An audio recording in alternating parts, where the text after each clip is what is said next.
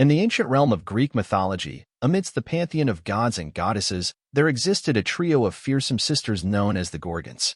Among them stood Medusa, distinguished by her unparalleled beauty, which rivaled even that of the goddess Athena herself. Unlike her sisters, whose tresses writhed with serpents and whose countenances struck fear into mortal hearts, Medusa possessed a visage of radiant allure, with locks of silken hair cascading around her face like shimmering strands of gold. Yet, envy simmered within the halls of Mount Olympus as rumors of Medusa's surpassing beauty reached the ears of Athena, the goddess of wisdom and war.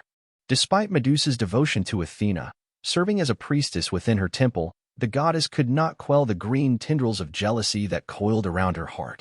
It was Poseidon, the tempestuous god of the seas and Athena's own consort, who first succumbed to the irresistible charm of Medusa. Captivated by her loveliness, Poseidon's desire for the mortal maiden ignited into a fervent obsession, fueled not only by passion but also by a desire for retribution against Athena, whom he felt had slighted him in a contest of pride.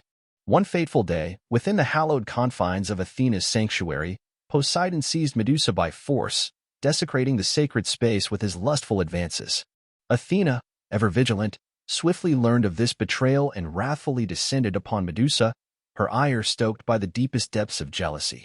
With a merciless hand, Athena cursed Medusa, transforming her flawless form into a monstrous visage, her once lustrous locks twisted into writhing serpents, and her captivating gaze turned to stone.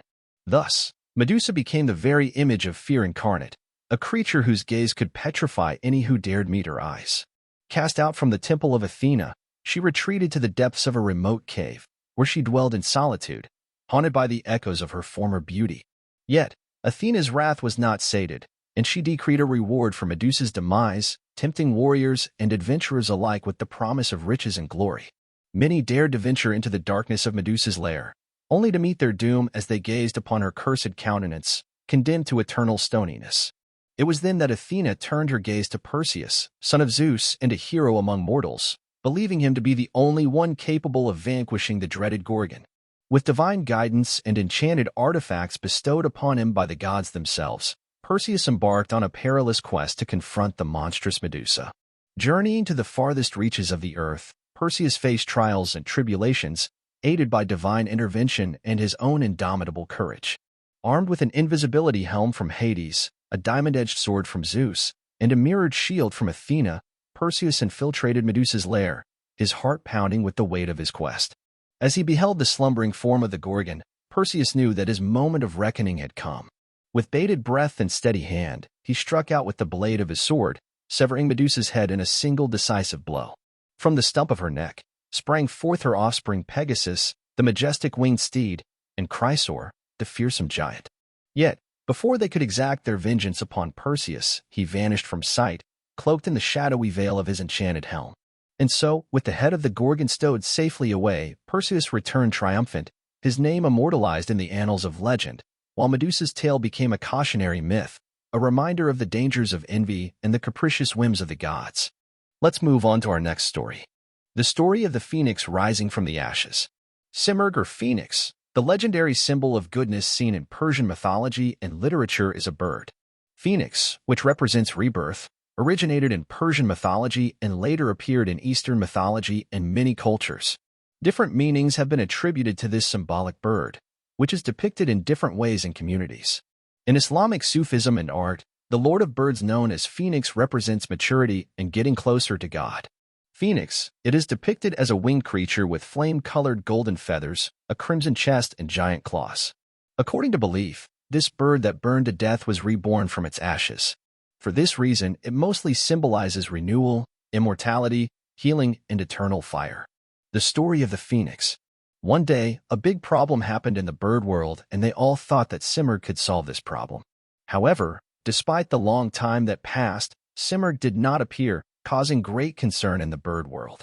The birds thought that something had happened to Simurgh and decided to find him. Hertz, the hoopoe, Prophet Solomon's postman bird, guided them. All the birds in the world gathered and started to search for Simurgh under the leadership of the hoopoe bird. Birds must cross 7 valleys to reach Simurgh. These valleys that birds must cross are as follows. 1. Valley, Valley of Will Valley. Of Will, it is a paradise where birds can find everything they are looking for. Birds will be able to achieve everything they want here and achieve all their ambitions and pleasure.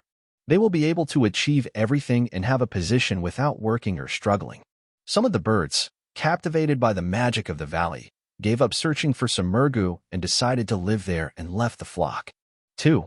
Valley of Love. A fog covered the eyes of the birds that entered this valley, and everything they saw seemed very beautiful to them. Even the shapeless shapes, stones, and pieces of wood found in the valley have turned into beautiful birds of their own kind. The birds, whose eyes were almost blind, were fascinated by the valley, and some of them remained in this valley and disappeared. 3. Valley of Ignorance. Everything looks beautiful to the eyes of the birds that enter this valley, and they forget even the phoenix bird. The birds begin to think that it doesn't matter where they go. They see interesting objects in the valley, but they don't even question what they are. They start not to think or care about what their goals are. Unless they think, they forget, and as they forget, their burden becomes lighter. For this reason, some of the birds decide to stay in the valley. 4. Valley of Disbelief. Suddenly everything loses its meaning for the birds that enter this valley. They believe that reaching the Simurgh will not change anything. In addition to those who claim that they will definitely die on the way while trying to reach Simurgh, there are also those who say that Simurgh cannot find a solution and that their journey has been in vain. Some of the birds, thinking that their efforts were in vain, decide to stay in this valley, thinking that they will complete the road and that it will be of no use even if they complete it. 5. Valley of Loneliness. Fear covers all the birds that enter this valley. They worry that they are the only ones where they are. Birds that only think of feeding themselves cannot succeed because they act alone and become prey for large animals. Each chooses to act on his own and tries to find his direction alone. Some of the birds, who think that there is no one but themselves and feel all alone, stay in the valley. 6. Gossip Valley. Birds entering this valley begin to hear whispers from every corner. Some of the birds say that Simurgh's feathers are burned when it is reborn, while others say that its feathers do not grow back. Rumors even spread that it did not appear because its feathers were burned. It is stated that Simurgh does not want anyone to see this state of his, and that he harms those who see it. Some people think that Simurgh is dead and that they are searching in vain. After all these rumors, some of the birds give up looking for Simurgh and stay in the valley. 7. Bin Valley. A different feeling arises in all the birds that enter this valley. Some of the birds criticize the wings or appearance of other birds, while others claim to know everything. Some birds claim that they went the wrong way and chaos begins among the birds. Each bird has its own opinion, and only its own opinion is correct. Each bird wants to be the leader to show the way and crushes each other to get ahead. Thus, very few birds can manage to get out of the last valley. At the end of the road, only 30 birds remain from all the birds in the world that managed to reach Kafdagi. All of these 30 birds that reach Simurgh's nest in Kafdagi means Simurgh. The name Simurgh means 30 birds in Persian. In other words, each of the 30 birds that manage to control their souls and find their own identity constitutes Simurgh. Since the real goal in the hearts of most of the birds consists of worldly pleasures and desires, they got lost on the road before reaching Simurgh. Birds that control their will do not get attached blindly, think, develop themselves, believe in themselves and their success, know that they must all act together, do not prefer to be alone, do not gossip, and most importantly train their ego, constitute the Simurgh.